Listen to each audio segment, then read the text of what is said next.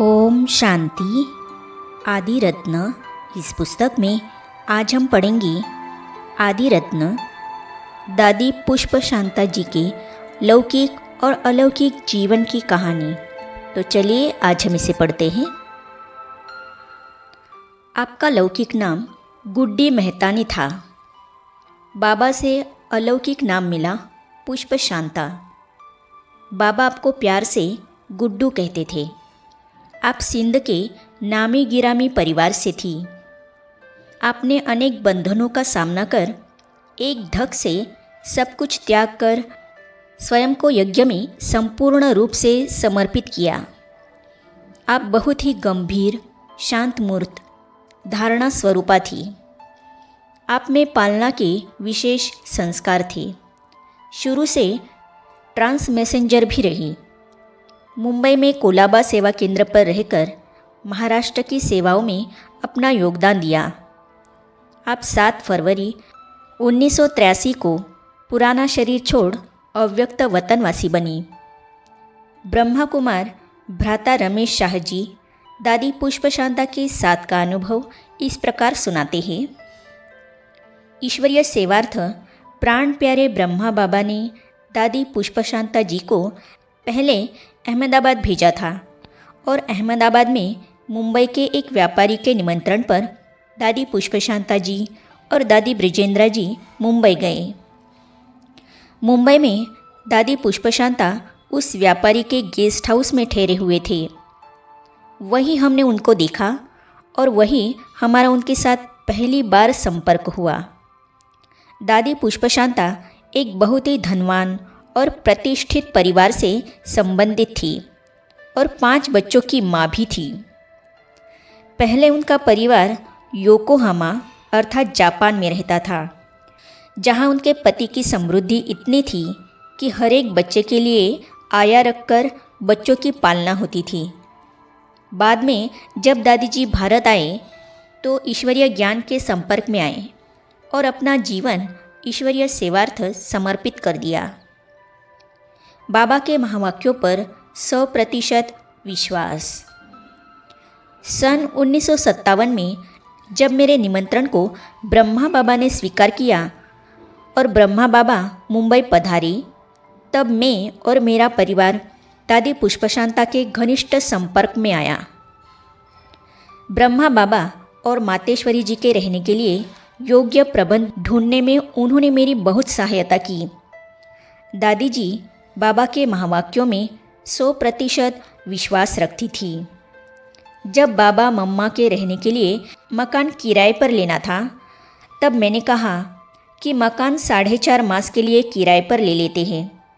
पर दादी ने कहा कि नहीं, बाबा ने कहा है कि 4 महीने के लिए लेना है। तब मैंने दादी जी को अपने विचार सुनाए। तब दादी पुष्प शांता मेरे विचार से सहमत हुई और फिर हमने 4.5 मास के लिए मकान किराए पर लिया। बाद में यह 15 दिन की अतिरिक्त अवधि कारोबार में बहुत ही मददगार बनी। ईमानदारी सीखी। उन दिनों मैं पुष्प शांता दादी जी की ईमानदारी से बहुत प्रभावित हुआ। मैंने दादी पुष्प शांता को कहा कि बाबा मम्मा मेरे निमंत्रण पर मुंबई आए हैं, तो मेरी जिम्मेवारी है कि मैं बाबा मम्मा के माउंट आबू से आने, यहाँ रहने और वापस आबू जाने का खर्च वहन करूं। इसलिए आप इस खर्च के लिए समय प्रति समय मुझे बताएं तो मैं आपको सहयोग देता रहूँगा। दादी पुष्प शांता ने ईमानदारी से कहा कि नहीं रमेश, जिन्होंने भी बाबा मम्मा के यहाँ आने रहने के खर्च के लिए धन का सहयोग दिया है, मैं वह धन मम्मा बाबा के यहाँ रहने के खर्च में ही उपयोग करूँगी। आपसे मैं जितनी ज़रूरत पड़ेगी उतना ही धन लूँगी। तब मैंने दादी को कहा कि ऐसी कोई बात नहीं, मम्मा बाबा के लिए जो धन आपको मिले आप उसे इकट्ठा करना और वह मधुबन भेज देना। अभी आप मेरे से पूरा ही धन का सहयोग लीजिए। तब भी दादी ने मेरी बात नहीं मानी और कहा कि नहीं रमेश, जो भी धन मिलता है वो मैं यहाँ ही खर्च करूँगी। बाद में ही मैं आपसे खर्च के लिए धन मांगूंगी। दादी जी की इस बात के आधार पर मैंने यज्ञ कारोबार तथा ईश्वरीय सेवा में ईमानदारी क्या चीज़ है और मम्मा बाबा को ईमानदार बच्चे कितने प्यारे हैं, यह बात जानी और सीखी।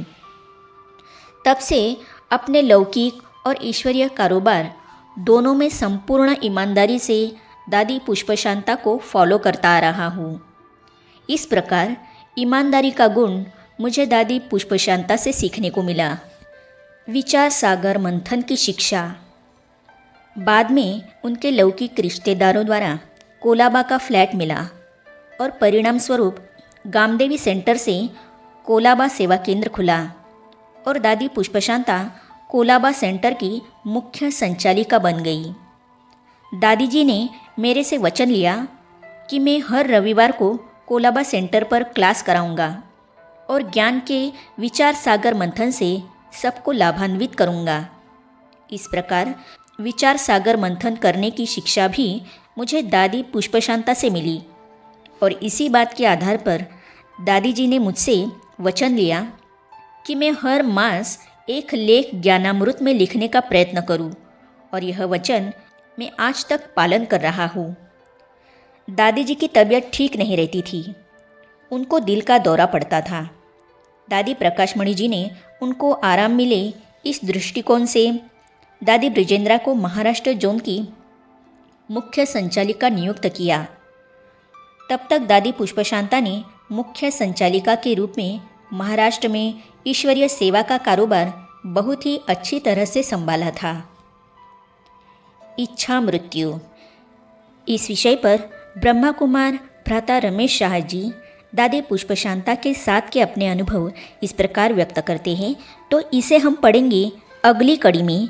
तो ये जानने और पढ़ने के लिए इस चैनल को सब्सक्राइब करने के साथ ही साइड में जो बेल आइकॉन है उसे भी क्लिक कीजिए ताकि आने वाली सभी वीडियो और अब तक की सारी वीडियो आप तक पहुंचती रहेगी। ओम शांति। पवित्रता का हृदय कुंज में ऐसा पुष्प खिला जिसकी सुगंध से जीवन में सुख ही सुख मिला। पवित्रता का हृदय कुंज में ऐसा पुष्प खिला